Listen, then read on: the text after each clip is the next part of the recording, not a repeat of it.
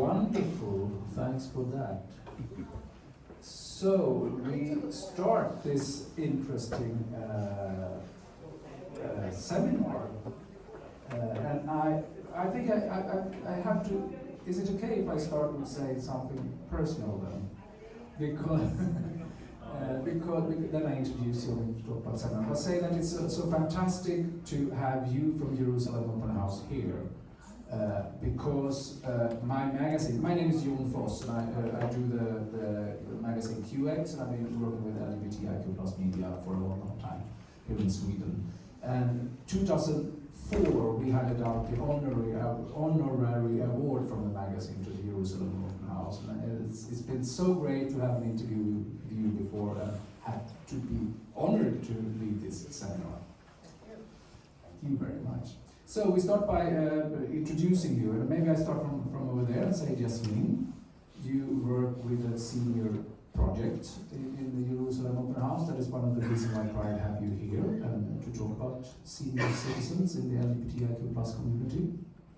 And then we have Efrat, that is a long time fighter for transgender rights in Israel. And we have Raphael, that is the head of the LGBTQ plus senior organization, and been working with senior issues for a long time. And we have Tani, that is one of the founders of Jerusalem Open House, and also engaged in the reform movement in Israel. And we have Matanya, that is working since the beginning of this year as a social worker with the senior LGBTQ plus people within the Jerusalem Open House. I did this perfectly.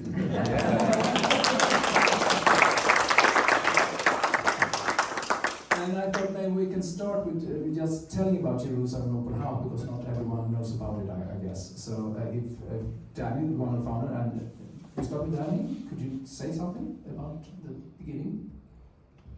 Hi, good morning to everybody.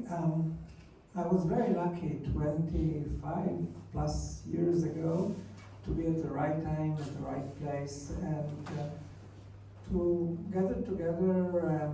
We were 10 men that had the idea that something has to be changed in Jerusalem.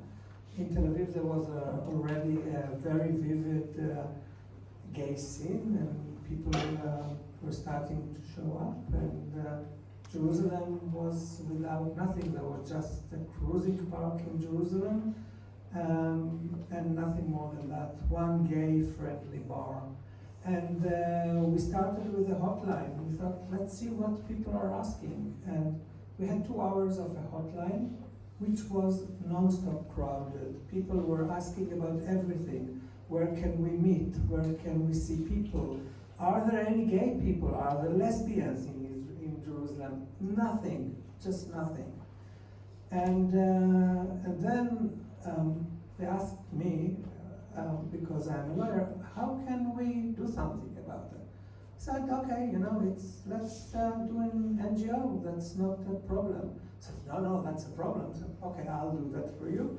And they start ask you for a small thing, and then the rest of your life is changed. So, and we started really with small things, and after half a year, we started like meeting at my home and my colleagues' home, 10, 20 people at the time. And after half a year, there were 300 people coming for every event. And it was like a boom, because we really get a need, a very concrete need for people just to know that there is something around. And from that on, we started to develop all kinds of projects and gather money to rent a house, and many debates about whether to put the flag in the front of the Jerusalem Open House, because we will maybe lose some people who will be afraid to come to this place, but we wanted to make it public. And then the decision to make the first Pride March in Jerusalem. Is it safe? Is it not safe? Will people come? I still have the protocol of this meeting, and it's amazing. I think that it was almost even that the people who were against having a march in Jerusalem and the people who were for. And it was on a very, very small majority that we decided to make this march happen. So it was evolving from project to project till this very day that I think Yasmin can tell us everything that is happening now. Please, Yasmin. Thank you, Danny. It's so being a person who works currently at the Open House in Jerusalem, it's always amazing to hear the stories from the beginning. It's really an honor. Thank you, Danny. Yes, so the Jerusalem Open House is really the center for the LGBTQI community in Jerusalem. We have many different projects. One of them is the Senior Project, which I'll speak more about later. We also have a clinic where people can come and get medical advice and get tests. It's anonymous, so we do have also a lot of people who come from communities that they don't want it to be written what they're coming to get checked for. So ultra-Orthodox communities, Palestinian communities. So this is also a place where we invite everyone to come as they are. So we don't ask people to choose between their LGBTQI identity and their, let's say, religious identity. So it's called the Open House for a reason. We want it to be open to anyone who needs our help or wants to be part of the community and all the things that we have to give there. We also give, we have a mental health clinic, so we give therapy and treatment at a very low price and sometimes free, depending on what people are coming for. And of course, we have a youth movement, and we have many different groups, and lots of things happening all the time. So that's in general about the house. So today, well, thanks a lot. So I see why we gave you the honorary award, really. So today we talk about the senior citizens or senior LGBT, rainbow citizens experiences. I thought that we could listen to you where you can tell your stories. So could we start, I don't know, should we start with you, Efrat? And then we have a wonderful, in that case, if it's possible to do that, we have a wonderful little movie where I haven't seen it, I'm so curious about it. That will be, you told me it will be something between the meeting between an Israeli and Swedish something. It's Israeli transgender Israeli. and a very famous Swedish person that you will meet on screen. It's a project actually You start. Good morning to all of you. Thank you for coming. Well, the movie, it's a sequel from a big movie that we are doing at the moment, a documentary from the Israeli television and Amazon and BBC. And what you're going to see, it's me as a young transgender with a very, very famous Swedish person. I won't tell you until you saw the movie, so enjoy it.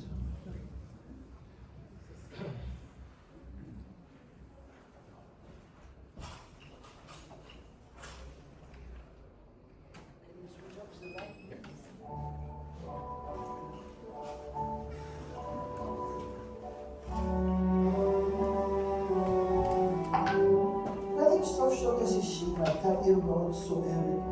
חיי הלילה של מערב ברלין היו מאוד מאוד מפורסמים. בתור אישה טרנסית לא הייתה לי ברירה אחרת. הדבר היחיד שיכולתי לעשות זה לעבוד במועדון לילה, להרוויח את הכסף כמה שיותר מהר ולעשות את הביטוח. תקופה יפה. כמו אופרה שמתחילה ונגמרת, אבל אופרה שמתחילה יפה ונגמרת יפה. באחד הערבים נכנסו שני גברים, לבושים מאוד יפה. גבר אחד בשם סיגר, ואז המוזיקה התחילה, אני יוצאת, אני רוקדת, ואני עוברת ככה מסביב לאורחים, והגבר הזה עם הסיגר לא מוריד ממני את העיניים. כשהנאמבר הסתיים, ישבנו ודיברנו, שתינו שמפניה. היה לו קול מאוד נעים, קול עמוק, יפה כזה. שאלתי אותו, מהיכן אתה? אז הוא אומר לי, אני שוודי. ומה אתה עושה פה בברלין? אז הוא אומר לי, אני זמר אופרה. אמרתי, מה? זמר אופרה? אומר לי, כן. דבר ראשון לא יכולתי להאמין שהוא זמר אופרה. כשזמר אופרה לא בא למועדון לילה, זמר אופרה שם באופרה ואני הולך לישון. ככה חשבתי, אבל זמרי אופרה הם גם אנשים. ואז אני אומר, אני מאוד אוהבת אופרה. הוא ככה מסתכל עליי, בחורה צעירה כמוך אוהבת אופרה? את רוצה לשמוע אותי? אז אמרתי, כמובן. והלכתי לראות אותו, כן.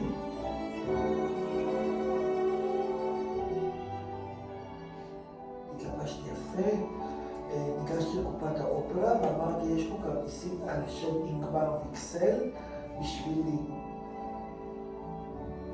נתנה לי את הכרטיסים, ישבתי בשורה שנייה או שורה ראשונה, אני כבר לא זוכרת. ונורא שמחתי לשמוע אותו.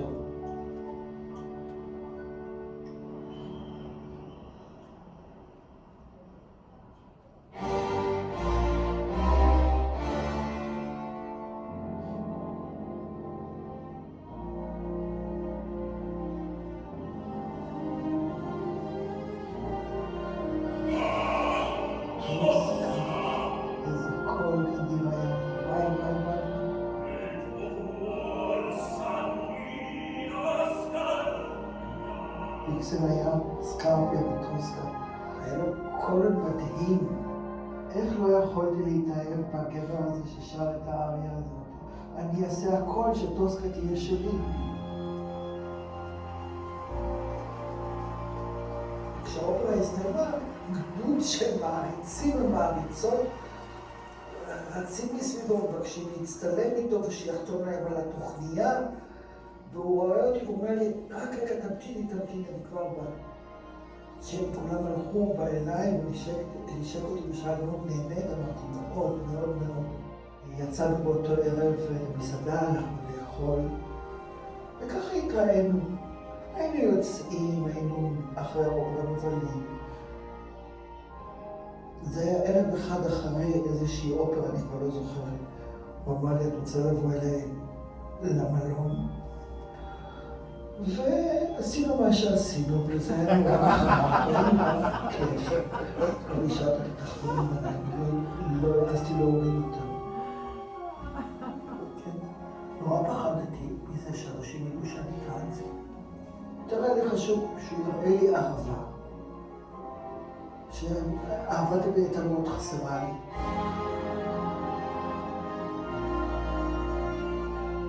כמו שהוא בא אליי בערב אחד והכרתי, ככה הוא נעלם מהחיים שלי ביום אחד, ולא ראיתי אותו יותר אף פעם.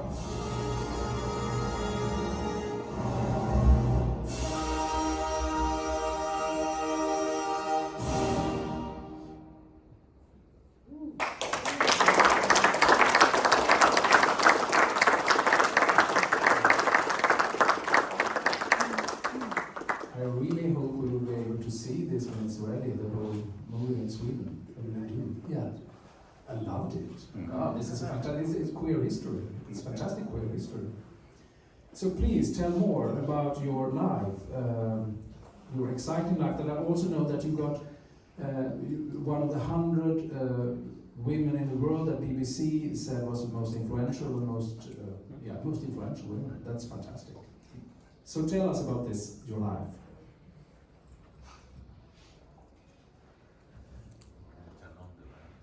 Yeah. Well, I already knew that I lived in the wrong body when I was about 4 or 5. It's happened one day because I was born in a kibbutz in north of Israel, and my grandmother, the great person in my life, she was living in Tel Aviv. There was refugees from Germany, Jewish refugees. A grandmother could not come to the kibbutz because she was already an elderly woman. But she was a very elegant woman and very nice. She loved music, she loved theater. And she had a beautiful house in Tel Aviv and a big cupboard. And I always loved to look how grandmother making herself, how she dressed. And one day, my parents and my grandmother left the house, and they knew that I was always very good. I sat down on a chair, they gave me a book to look, and said, we will return soon. Stay there until we return. But I didn't stay there. I went to this cupboard, I opened it, I saw her shirt, her skirts, her dresses, her shoes, her handbags. I took a shirt, I took a skirt, I put shoes. I went to the little table where it was like 2 powders and lipstick. I put everything like she do. And I watched in the mirror and I said to myself, now I feel good. That's the way I want to be. But I didn't know what to start with. Nobody was there to analyze my problem. The big thing happened when I was 13, that I knew that I'm living in the wrong body and I have to do a change. Later on, in Tel Aviv came a big group of artists called Carousel de Paris. It was today we call it the drag queen, but on those days it was travesti. And the main actress or main star of this group was Coccinelle. And I looked at the picture in the nightclub and I found Coccinelle so beautiful. And I said to myself, I want to look like her. When the show ends, I met her. And she didn't speak good English. And I said, Coccinelle, I would like to be a woman like you. I would like to be beautiful like you. And the only question that she asked me in a very heavy French accent, do you take hormones? I didn't even know what is hormones. I didn't know. But when I was smart, I said, of course I take hormones. Well, then she told me everything. She told me about her life. She told me about the surgeries that she done at Dr. Georges Bureau in Casablanca. He was a French doctor who was doing the surgery then on the 60s in Casablanca. And she told me everything. She told me she is married. I was so jealous. Then, in 14, I started to dress as a girl. And I had another girlfriend. She said to me, it's very difficult to say it in English because it's a typical Hebrew word. She said, you look exactly like a woman. Nobody can say that you are not a woman. So, wow, I must be very lucky. And yes, we was walking on the street. My parents was divorced, and I didn't want to go always home. So the only close thing that I could do, I could go to Jaffa. It was an area when you've watched today, or to see Tel Aviv, it's called Hashetach HaGadol, the big place of Jaffa. Actually, it was a lot of ruins after the independence war in Israel. And some building was living people, some building was destroyed. And I was walking on this way, and all of a sudden 2 big lights are shining in my eyes. Police. First of all, he came and he said to me, hello. And then he looked at me to say, what, you're not a woman? How dare you to wear women's clothes? You're not ashamed? I say, no. He knows that he's not allowed. I said, why? Because he's not allowed to wear male and not allowed to wear women's clothes. Well, he said to me, if I catch you another time, I will arrest you. 2 weeks later, he didn't even arrest me, he hit me very hard. He took me to a prison in Jaffa, the first prison of Tel Aviv, in front of the clock tower. And they put me in a small cell, stinky. It was terrible. I was crying, I was bleeding from my nose. And then all of a sudden I say, stop crying, start to think what you can do with your life. And I had a plan. Coccinelle told me, go to Casablanca, make the surgery. So I said to myself, first of all, I will bring my soul and my body together, and I will pass the operation. Second thing, I want so much to be an air hostess. It was my dream. And third, to find a man to marry, to be a family. I want to be an ordinary woman, not something special, just an ordinary woman. He called me a few times, and by the last time he threatened me, he said, if I found you another time here, like this, I will draw you in the sea. Since this day, I don't go anymore to the sea. I'm afraid. The only sea I go, it's the Dead Sea. In the Dead Sea, you cannot drown. Well, I wrote my grandmother. She sent me some money. I came over to Europe. I went Coccinelle. I went to Berlin. And actually, my life started to be a little bit more nicely and easier. My grandmother didn't know. The first time when she saw me, I had a wig, like a male haircut. I put some bandages, elastic bandages, on my breast, and a very tight shirt, and a big shirt on top of it. And I arrived at the airport like this. And she said, what is this? What happened to your hair? You had beautiful hair. I said, Granny, everything is okay. Are you okay? I tell you home. And she didn't stop to ask me questions. I said, I've got only one choice to do, to tell her the truth. I went to the other room, I took the wig off, I brushed my hair, I had long hair, and then she said, ah, and she started to cry.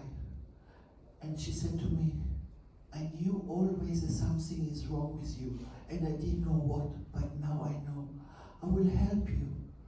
I wanted my grandchild will be happy in her life.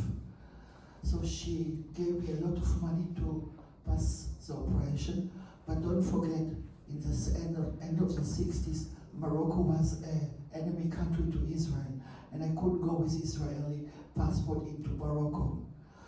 A few months later, she was ringing me and telling me, you know, the German government issued a new law that children of German parents can get German passports.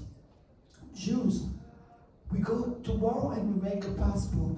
So we went together. After 1 month, I got my German passport.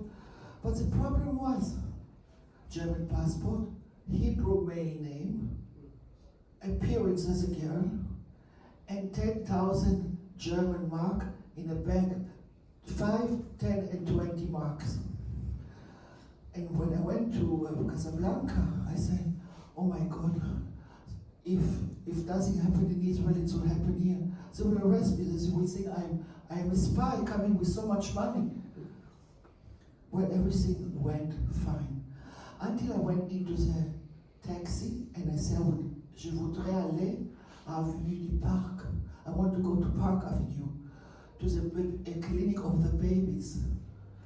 The taxi driver stopped, and he turned to me and he said like this, ah, madame, coupé, coupé.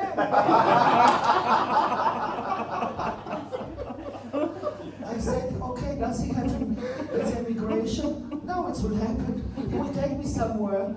He will steal my money because he knew that I'm coming to make this thing. But he was quite nice. He took me a lot of money to go to the clinic. And I arrived to the clinic and I met Dr. Georges Bureau. He was a very nice man. And I remember in the night I passed the operation. When they took me to the operation circus, I said to myself, if there is somebody there, listen to me. Or board me and you as a woman, or take me back to you. And I remember I woke up. It was painful. Like every birth is painful. And I made what I wanted to do. I was so happy with all the pain. A few weeks later, or 1 week later, I returned back to Germany, to my grandmother. She took care about me. A year later, I wrote to an airline, British Airways, who didn't say that I had sex change or something. My name was Efrat. In Germany, I had already the papers, But in Israel, it was a disaster, because in Israel I had to go to the Pathologic Institute that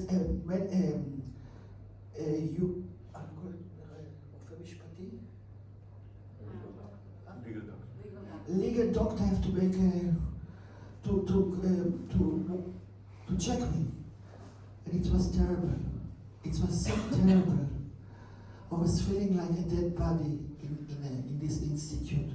But I got what I wanted. And the Ministry of Interior made me also a lot of problem. They didn't want to issue the new ID card. They didn't want to issue my passport. So I went to them and I said, if you don't give me today my papers, it was a tower. I go up to the tower and I will jump. But before I jump, I call all the newspaper to report it that it's because of you. And the secretary was running into the room and she said, this man is waiting to get his passport, bring him in. And it was a religion man. But I didn't care if he was religion. And he was drinking his tea. And I said, what do you want? I said, I want my new papers. And he opened a drawer, he took my new ID card, and he threw me on the floor. And I didn't care. I got it. And it was my new identification. On this day, I swear that my back life is ending here, and my new life is starting. I won't say nobody that I'm a transgender. I'm ordinary woman. Later on, I got my job by British Airways. I was flight attendant for 22 years. I met my husband. We was married for 18 years. I got divorced and I went back to Israel after so many years because I didn't want to go from Israel. I had to go.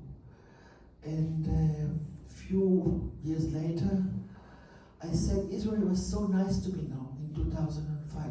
They helped me. They gave me an apartment. They even asked me if I want to learn something. And then I said, I have to do something for my country. Because when I was 15, and the first time I had to go to the military check, they said to me, a person like you cannot protect Israel. Go away from here. And this time, I said, I will do something for my country. I will help. So I will volunteer in a school, in a hospital, or I don't know where. So I opened the computer and I write volunteering. The first thing who came, the Israeli police forces looking for volunteers. I was looking at it and I thought, I said to myself, why not? So I went to them and I had an interview, and of course they took me, and I'm actually in the police headquarters, in the police emergency call center, and I'm getting calls, and now I'm 11 years there. I'm officer, a volunteer. It's called volunteer officer. I wear sometimes uniform if I have to present the police in lectures or to go to somewhere. So I've got uniform, and I tell you the story. I never told them that I'm a transgender, but when I was after 6 years, when I was serving the police forces, they called me for a meeting, and I say, "What do you want? Did I do something wrong?" They said, No. We are very happy with you. So what's wrong? We want to make a picture. I said, and we want that you will appear in this picture. I said, me? Why me? Tell us about you, who you are. I said, you are police. You don't know who I am. And it was like a tennis game. Where the ball will fall. By the end, they was tired of me, and they say, listen, we want you because you have got a very, very bad experience with the police. Tell us about it. Are you in the story of the 60s? I say, yes. After 4 days, the television came and they made a film. There was more than 1 million viewers on this film, and since this day, I'm not, first of all, it took me out of the cupboard. Secondly, I was free all of a sudden. I was completely free. And then, since this day, 3 more transgender came to the police forces. So I made a new way to the Israeli police forces. And for this thing, that what I did, I got actually from the mayor of Tel Aviv the title, the ownership of the city of Tel Aviv. I'm the first transgender. And secondly, I got the title, as you said already, I'm one of the 100 influenced women in the world. And it's I was one of the first transgenders that got this title. Well, afterwards, they told me, write your life in the LGBT center in Tel Aviv said, please, we don't have any documentation of the past, of the people in the past. Can you write down your story? I said, I'm not a writer. Do it, we will help you. I was sitting nearly a year, and I was writing my autobiography. And its issue is a book, An Ordinary Woman in English, Lezotika Reisha in Hebrew. And I said, no, I'm not going to issue this book. And say, why? Because I don't want. After I go, you can take this book and you can do whatever you want. So what do you want? I said, you know what I want? Something that never happened in the world. A play. And he said, okay, we're going to find a playwriter, and he's going to translate this story in a play. And the LGBT gay ensemble, 17 people with me. The mayor of Tel Aviv allowed us to perform this play on the biggest stage of Tel Aviv in the National Theatre. So my play went on National Theatre, and it was fantastic.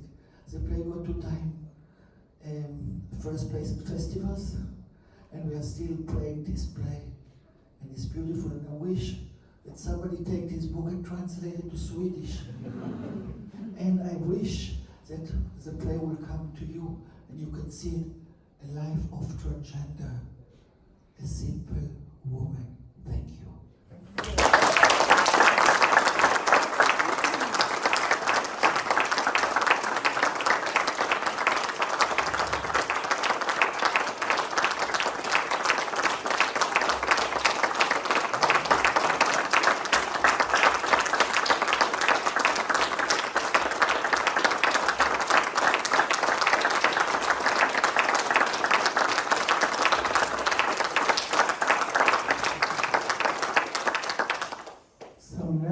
Mistake and follow Efrat.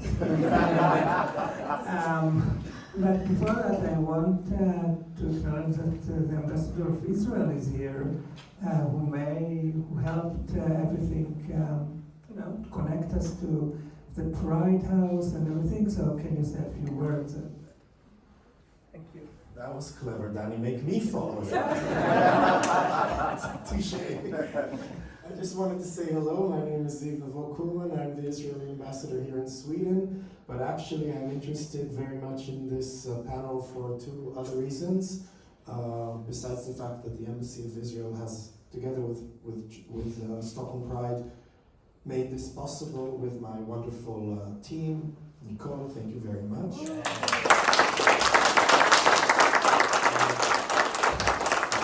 The 2 other reasons are I used to volunteer in the Jerusalem Open House, and one of the programs, the education program, we spoke about it yesterday in a different panel, the education program for Pride and Tolerance in memory of Shira Banki, who was a 16-year-old member of our community who got stabbed. She was murdered in Jerusalem Pride in 2015, and it's important to mention that. But frankly speaking, the 3rd reason is the one that really interests me the most. I'm getting very close to the definition of LGBT golden age. golden age. So I think the challenges that we have in Israel and those that you have in Sweden are quite similar, and I'm delighted that you're here for the whole week and doing something substantial with your counterparts in Sweden, and I hope that good collaborations will come out of that. So thank you all for coming, and thank you, Jon, for the wonderful article in QX, and for honoring the house and everything that you're doing to promote the relationship between the two important communities in our countries.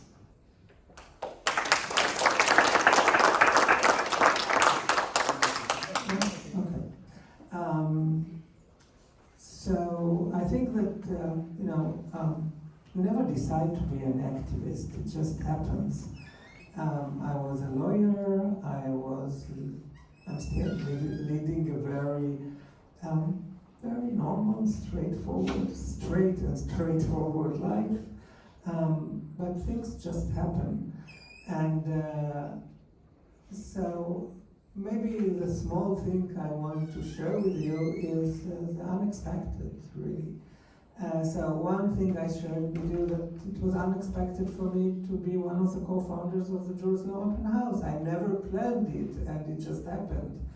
And I got involved with that, and then left my day work as a lawyer and went to work at NGOs. And the other maybe small two stories about Jerusalem, about what it is to be a Jerusalemite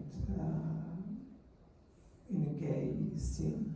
So the Pride, I told you about the Pride, and when we decided to have the first march in Jerusalem, we had no idea how to make a march, absolutely.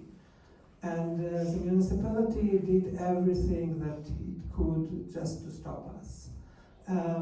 We wanted to gather at the Independence Park, which was very important for many of us because it's in the center of town, it's very visible, and it was a cruising part, which many of us started our lives there as gay people. And they said, no, that's public property, that you can't gather there. So, as a lawyer, I went to the Supreme Court and they said, oh no, you can go there. And then they said, no, you can't have flags. You know, just think of Stockholm these days with Pride. No, we can't, because it will vandalize Jerusalem.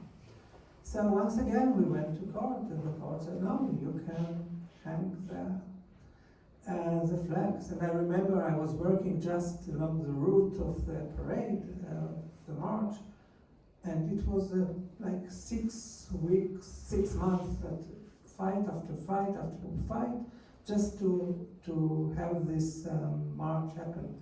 And I went into the street, and suddenly I saw all the flags hanging, and I burst into tears. And then I said, okay, things are happening, and yes, Danny, you are really gay. So it's unexpected. And then we didn't know who will come. Is somebody going to come to Jerusalem to celebrate Pride?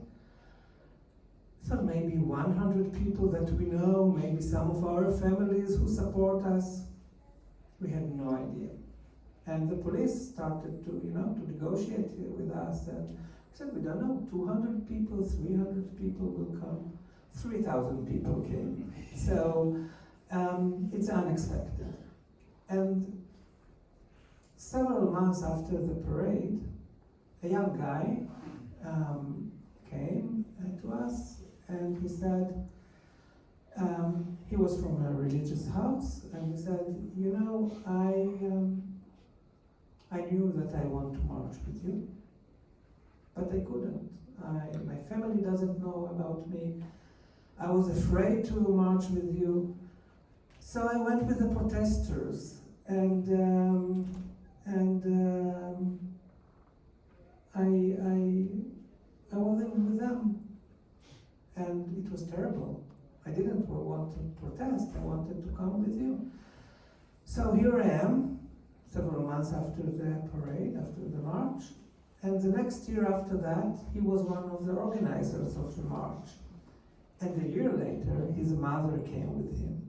So the unexpected is happening in Jerusalem all the time, and I think this is a miracle of Jerusalem, that we are reinventing ourselves all the time. It's such a diverse city. It's just a challenging city, beautiful city, and the unexpected is expected, actually. So I'm happy that we are still moving on and things are changing, and now we have the senior project, which is absolutely for me. So I'm so happy about it. Thank you.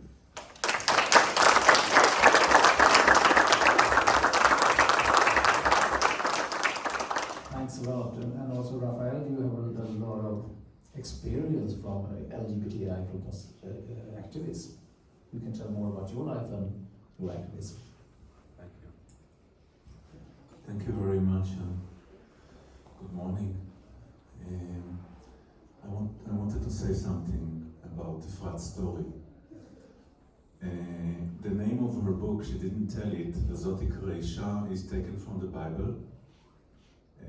When God created woman, then this is the sentence that was said about it. So, and actually I know Efrat for a couple of years, about 6 or 7 years ago we met at a conference, and I must tell you that Efrat changed my life. I'm still excited about it. Efrat is changing people's lives by telling her story, and it's so meaningful.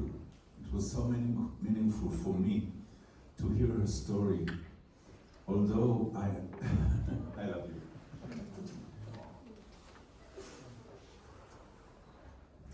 Water. So I'm quite emotional about people. Okay, so I'm Raphael Eppler-Hattab. I'm 64 years old. I'm actually married to Ashraf, who is an Arab Muslim guy, a very handsome and cute one. Jealous one? Sorry? And jealous one? And jealous. And we have a 22-year-old son from his previous marriage, who is studying today in Toronto, and right now he's on vacation in Israel, and I'm here, so I miss him very much.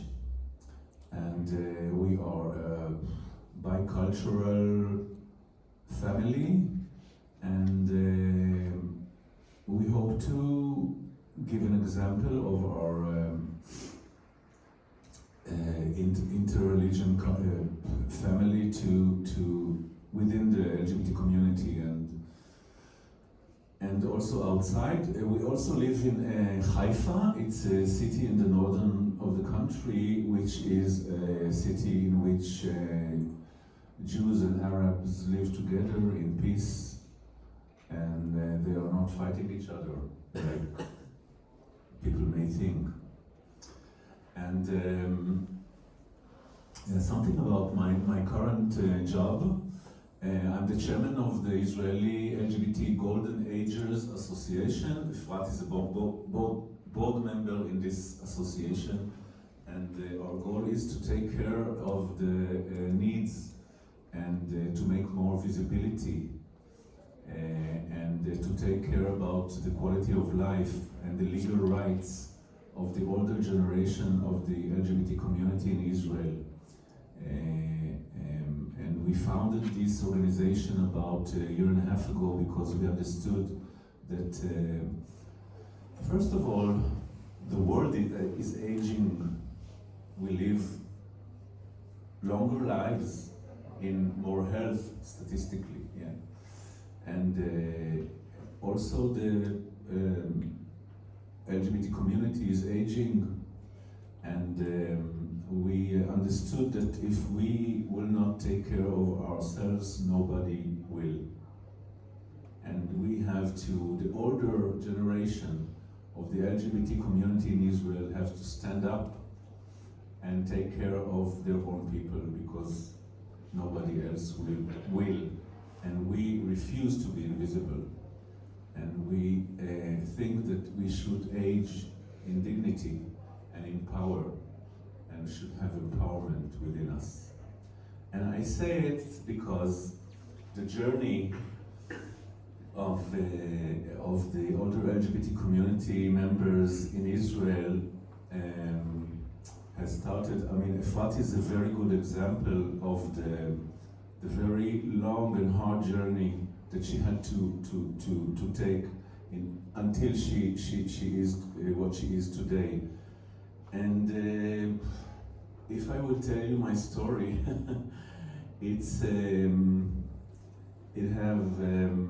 have connecting lines with what Efrat has gone through, because in the 60s and 70s, when I grew up in a small town in the northern of Israel called Kiryat Motzkin, there was no such thing as gay.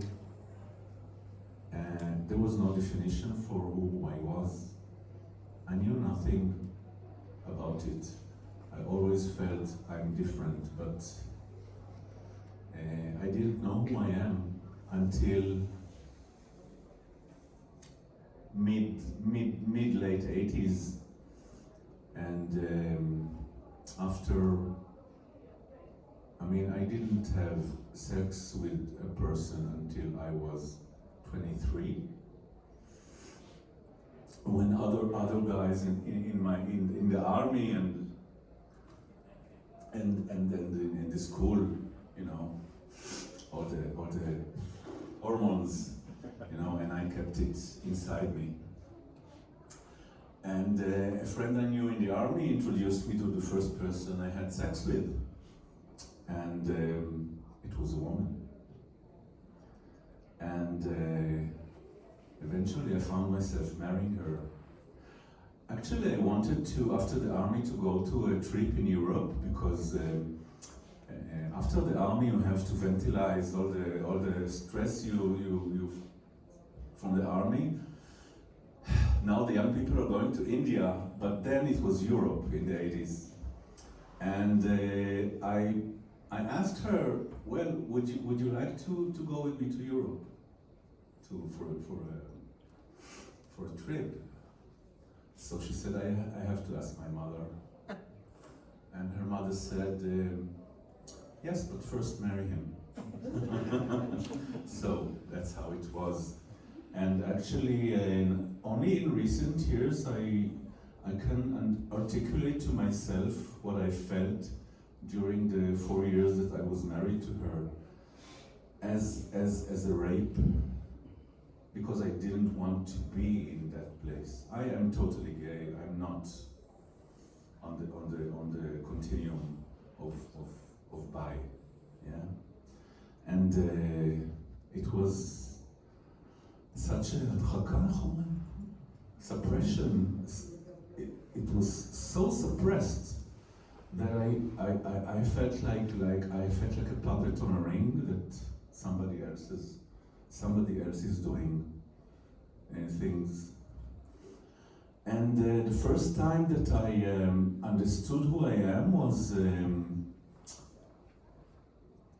did you know an actor called Rock Hudson?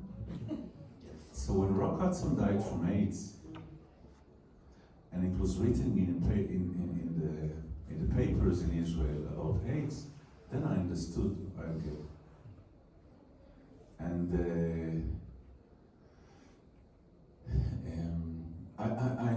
it's a long story. I'll shorten it. I got divorced. It was a huge drama. And my mother is a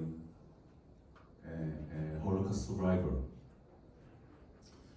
and I'm a second generation to a Holocaust survivor, but I'm a first generation to the AIDS survivors, and I have friends that died from this disease, and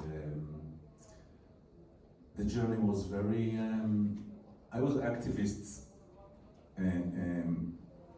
very soon after I came out.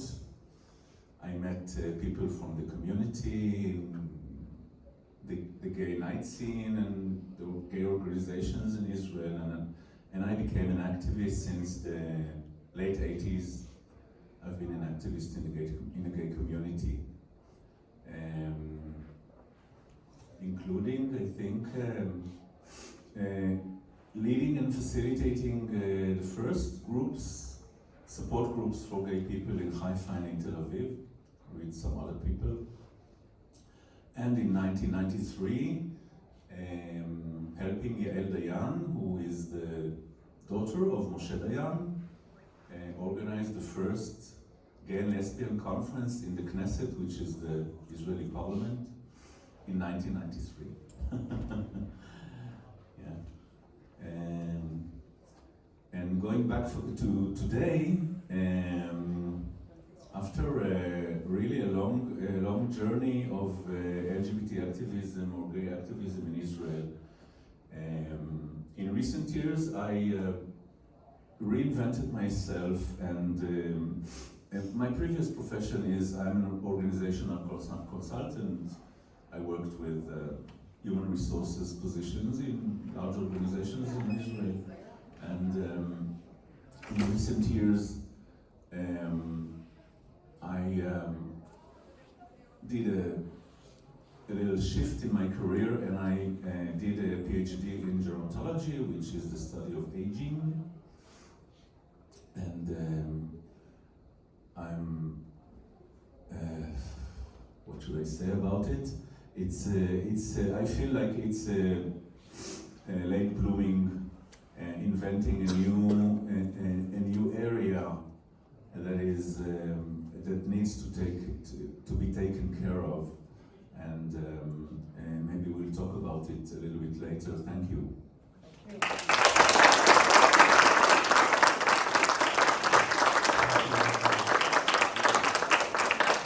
It's always fantastic to listen to experiences and stories, and I mean, wonderful. Thanks, all three of you. And so there is a senior project that has been started in Jerusalem Open House. Yasmin, can you tell a little bit more about that? Yeah. Thank you. Wow. I need to gather myself after these stories. So at the Jerusalem Open House, we have a program for LGBTQ seniors. I think the best way to express the meaning of this program is by telling you how it started. So for many years, there's been 45 plus and 55 plus men's and women's group at the open house. They come once a week or once every 2 weeks. They meet, they have different projects they do together, and I'll tell you more about it in a second. But I do want to share the story of how the bigger project began, and it began with two gay men who were living together for more than 30 years? 45 years. And as they got older and started aging, they realized how difficult it is to be gay men aging in a society that is homophobic and that is ageist, and how difficult it is for them to receive the resources that they need, to receive the medical treatment that they need, and to receive acknowledgement. And one of the heights of this feeling came about when one of them, Aryeh, so their names are Mordechai and Aryeh. Aryeh was sick, and Mordechai was treating him through this very difficult illness. And going to the hospital wouldn't give Mordechai any information about Aryeh's situation, wouldn't let him come into surgery with him, to be with him at night. And this was very, very upsetting to a couple that has been living together for 45 years.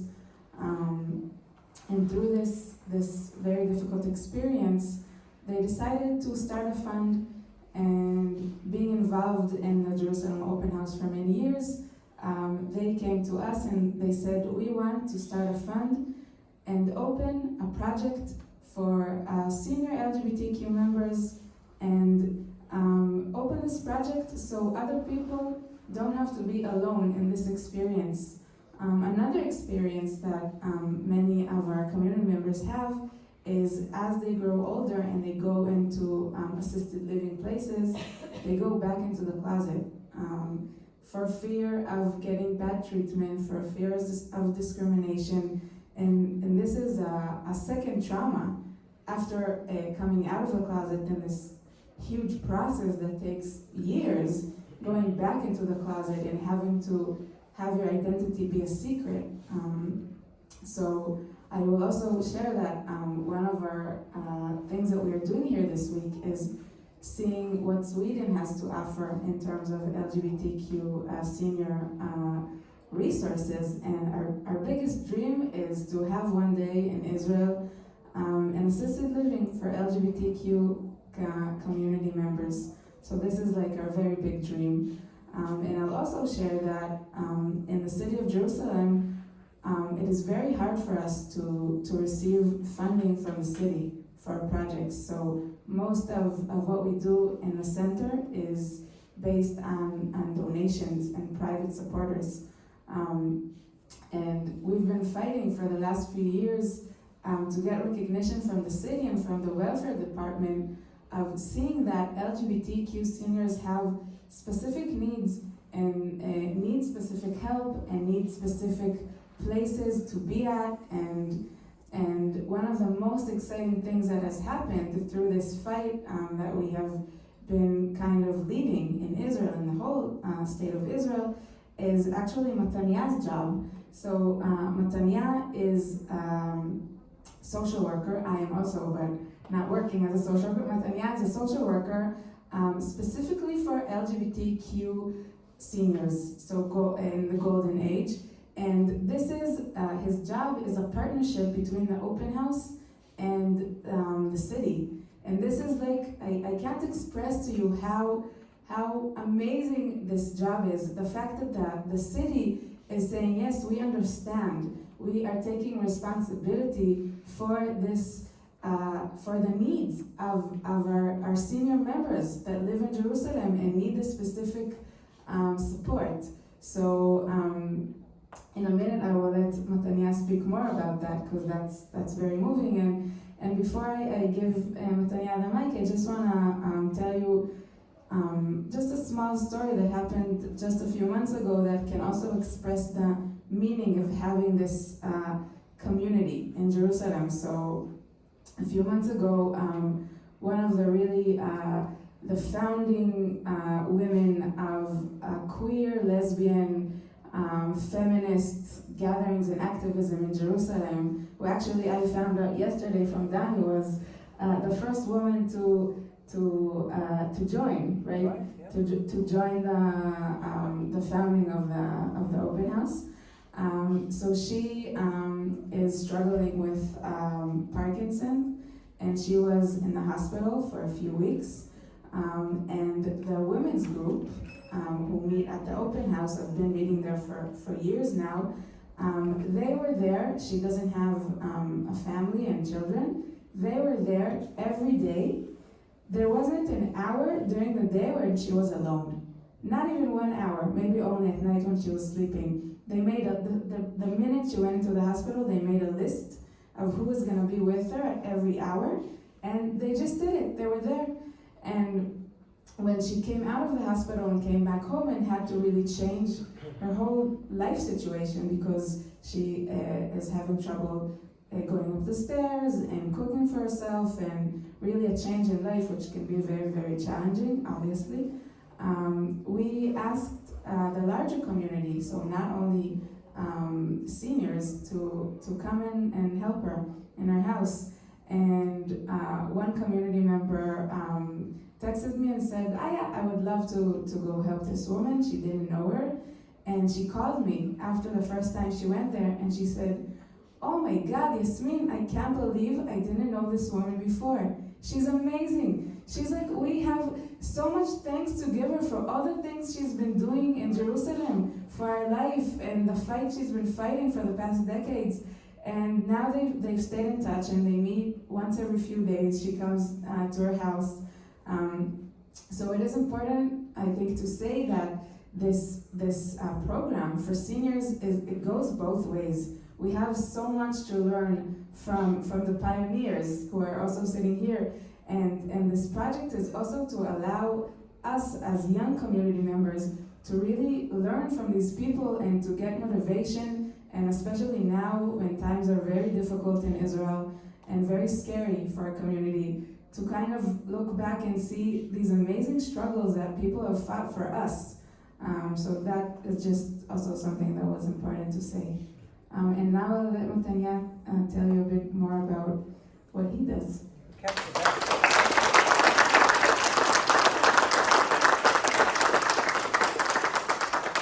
Hi, hello everyone.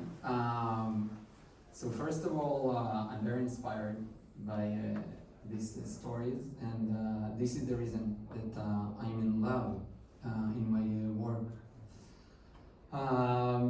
So I'm sitting here today as a social worker and not as a LGBTQ senior member, but one day, yeah, one day. So as Yasmin said, my job is a cooperation between the Welfare Department of Jerusalem and the Jerusalem Open House. And actually, the Welfare Department sent me to this delegation to study about the services that you have here in Sweden for LGBTQ senior people. All this field of LGBTQ seniors, it's a very new subject, and we invest also time to study about the needs and the struggles of this community. Part of my job is to giving individual also social support, but also emotional support. My capacity is to give a therapy to 15 people, to 15 clients. In Jerusalem, we have 100,000 seniors, and we are assuming that there is 10% of them are LGBTQ people. So it's mean that we have 10,000 LGBTQ seniors, which means that they give just I give a therapy just for 1%, the services to 1% of this community, and I'm the only one who does this work in Jerusalem, the second who does this work in Israel, in the whole country. Jerusalem, it's very complicated and diverse city. We have Jewish, Arabs, religious, secular, liberals, conservative. We have everything, which makes our job much more complicated. Unfortunately, I don't have any clients from the ultra-Orthodox community, and I have just one client from the Arabic community. When we asked the department in the eastern of Jerusalem, when the population mostly Arabs, they told us they resist to meet us. The welfare department resists to meet us, and they said we don't have LGBTQ seniors in our community. And I was, okay, it's good that we asked that. Now we know that you don't have. And unfortunately, I don't have also trans clients, and I hope so that things will be different in the future. Also, part of my job is to go to the welfare department and to raise awareness, and also to educate the professional teams about this community, about these needs. And I would like also to speak a little bit about the profile of this community. So again, mostly the clients that I meet, they are secular. Most of them live alone, single. Some of them had like meaningful relationships in the past, but today most of them are alone, and also they don't have a family support. I have also a few clients who still married to women, still in the closet, and I'm the only one that they can feel safe with and to speak with me about their feelings, about their secret life. And I hope so that my job that started just in the last year will be a hope and a change. And I hope so that in the next year we will be more awareness to this community. And one of the most important value in Judaism is to give respect to the old people. And I hope so. My dream is that the LGBTQ seniors community have respect like all the people in Israel. Thank you.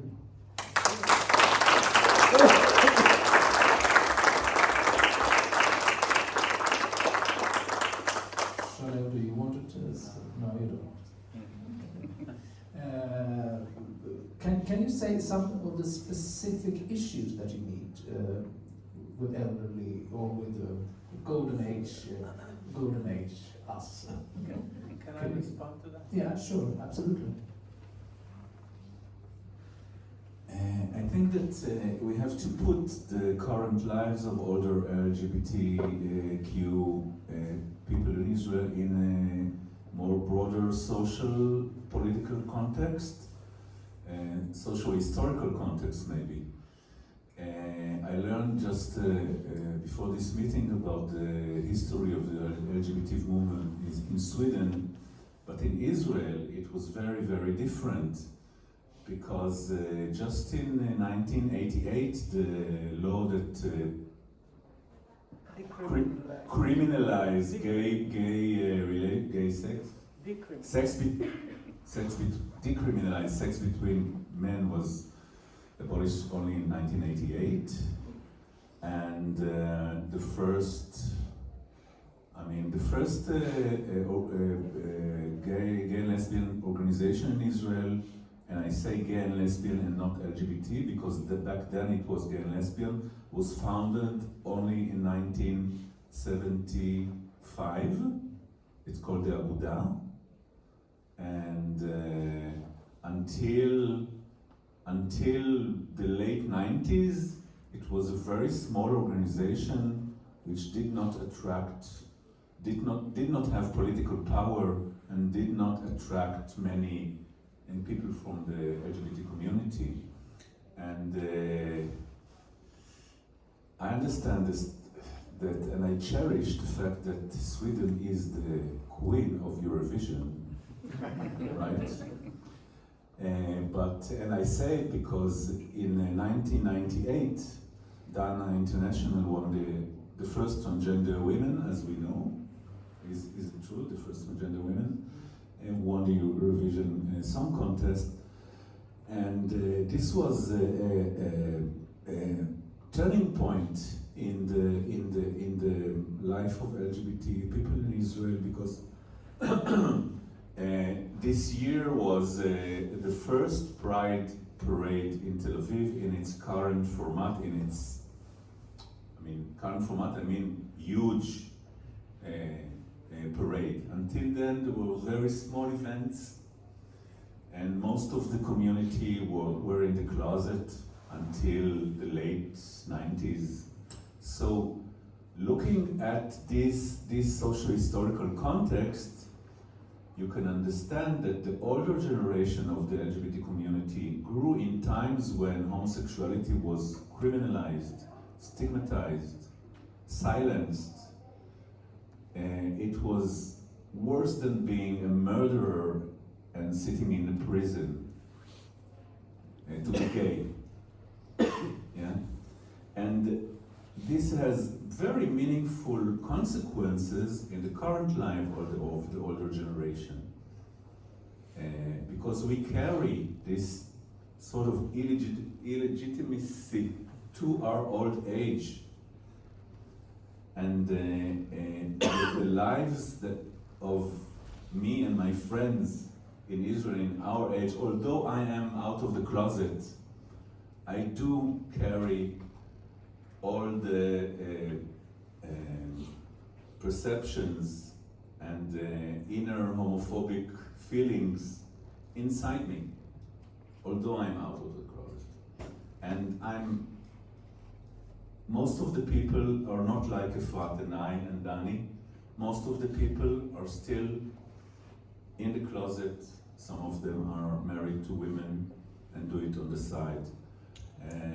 Some of them, like Matanya and Yasmin described, are in different places in life. And I think we have a great and very important challenge to improve this situation. Yeah. Well, I have something to say. We hear about homosexuals and lesbians. Was it transsexual under the table, under the seats?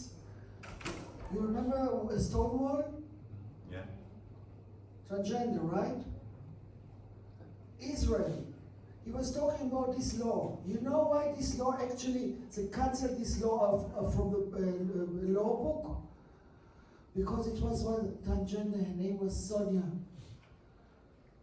She was working in the sex industry. And she was working on the beach, somewhere in the beach, nowhere, no buildings, no nothing. The police came to her and they say, you're not allowed to stay here and to work, and you're not allowed to wear dress. And she got from the police an order that she is not allowed to stay here. And if they found her there again, she will go, the court decided that she will go for 2 years in prison. So, after a few months, Sonia had to make her money for living. And Sonia got caught by the police, straight to jail for 2 years. And now, there are two PMs in Israel, Ruth Dayan and Shulamit Aloni. And they heard about the story of Sonia. And they said, what? She's sitting in jail for nothing? She didn't do anything. She just wanted to make her money for a living.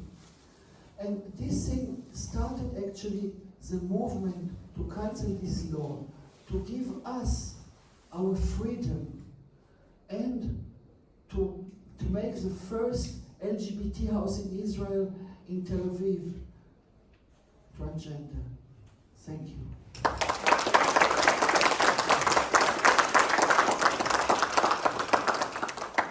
Heroes.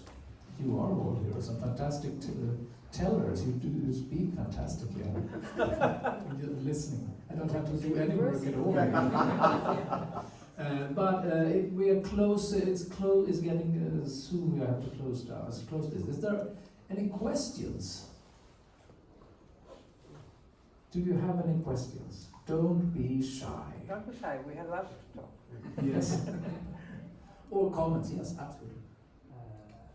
I just want to ask your name. My name is Danny Savitch. Danny, and are you a lawyer? Yes. Okay, and when was the first parade in Jerusalem? It was 21 years ago. Thank you. What was it?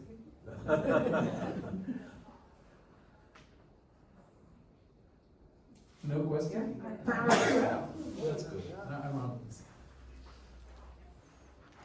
Thank you. I'm very interested in this project you have about the Golden Age. The question is to you, being a social worker.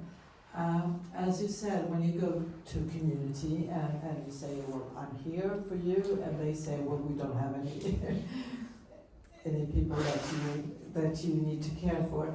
How do they come to you? How do you meet?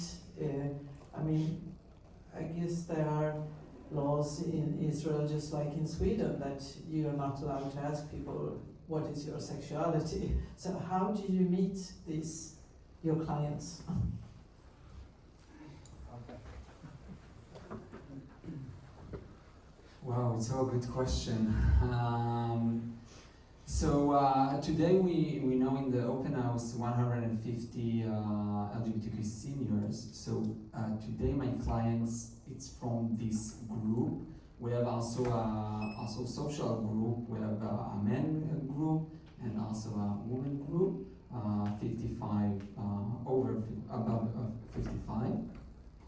And we go, me and Yasmin, we are going to the welfare departments around the city and to speak to the teams. And we are telling them, it's not a question if you have LGBTQ people in your clients. For sure you have. The question is if you see it, if you pay attention for it.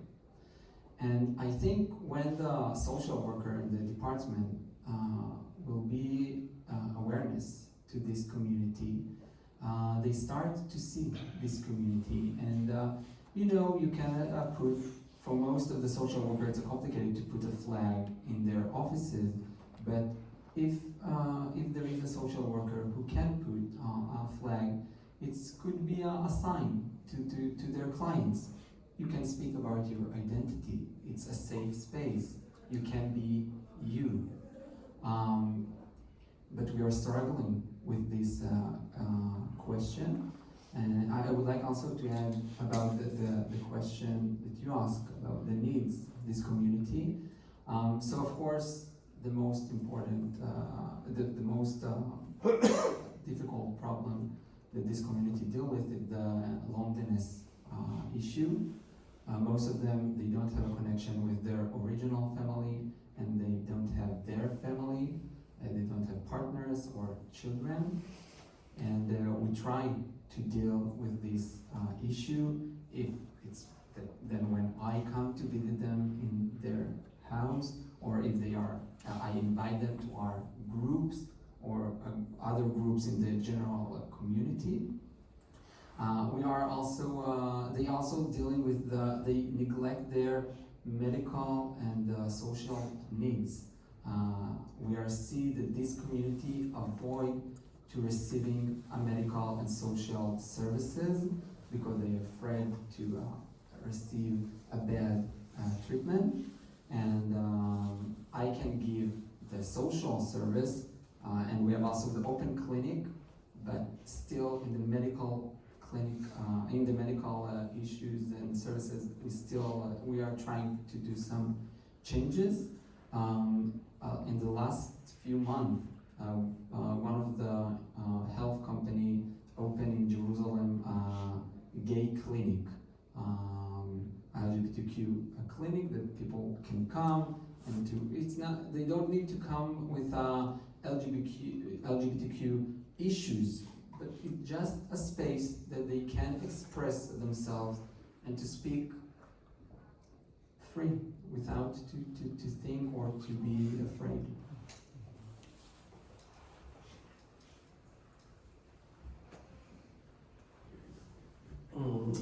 Thank you for a wonderful panel. I was in Jerusalem in 2016 and joined the parade. It was the year after the murder, and of course it was a lot of security precautions at that time. So how is the cooperation with the Jerusalem municipality today? Do you work with them? Do they work with you? Can you have the parade in Jerusalem nowadays?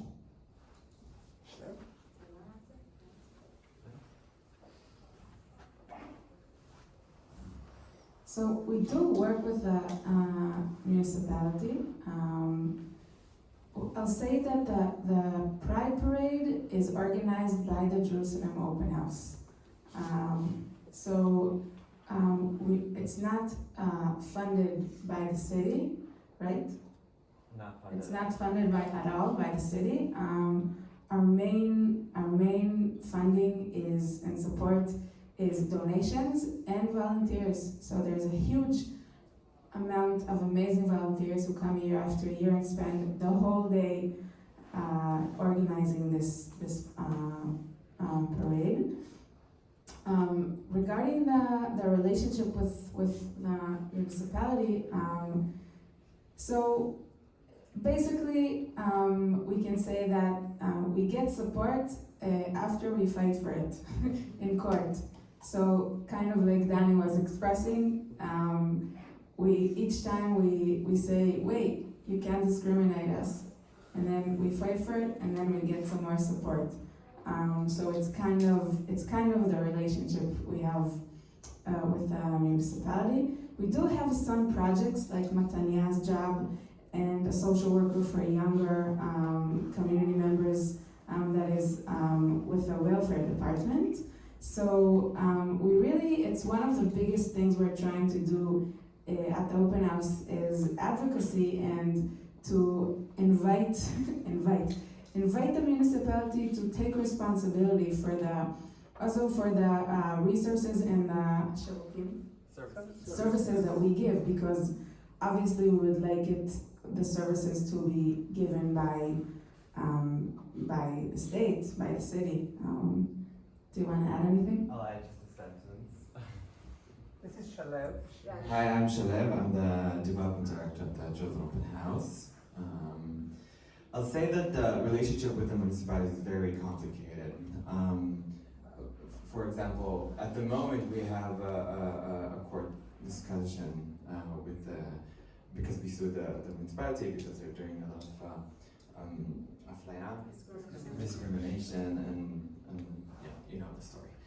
I want to add a short story about it, that at the morning of the march, of the Jerusalem march that we are producing, the municipality is hanging the our flags on the street where we are marching, and half an hour after we finish marching, they're getting the flags back down.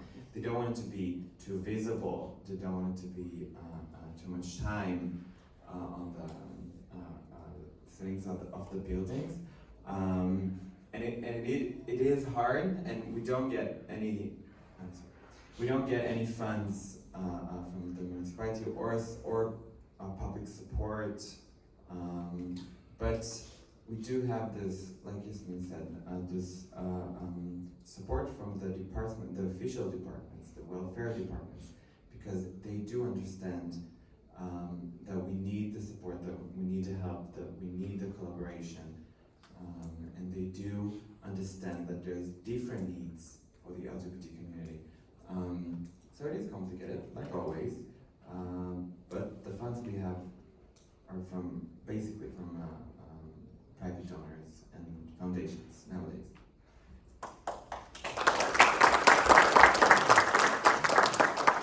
So sadly, this is the end of this seminar. That has been, I had many good ideas when I listened to you. I'm getting to the golden age myself, so I have to start thinking about this. So a lot of thanks for coming to Stockholm. And sharing.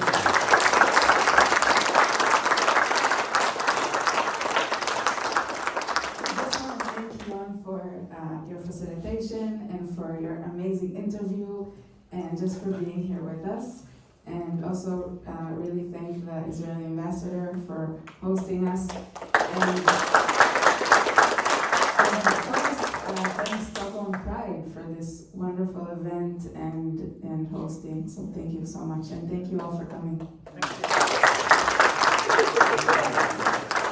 So there will only be 1 second. Tomorrow, in the Greater Synagogue, of course, the Shabbat, and also after that, the collaboration that QX and Judith Krönika is doing at Mälarpaviljongen with the Kletschmer, Stanford Kletschmer Orchestra, and also, of course, in the parade there will be the Judiska församlingen will walk, of course.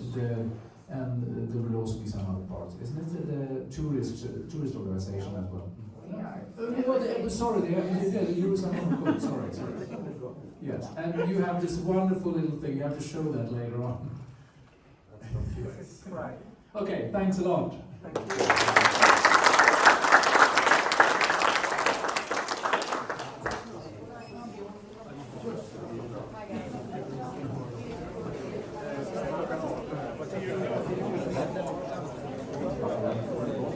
Thank you.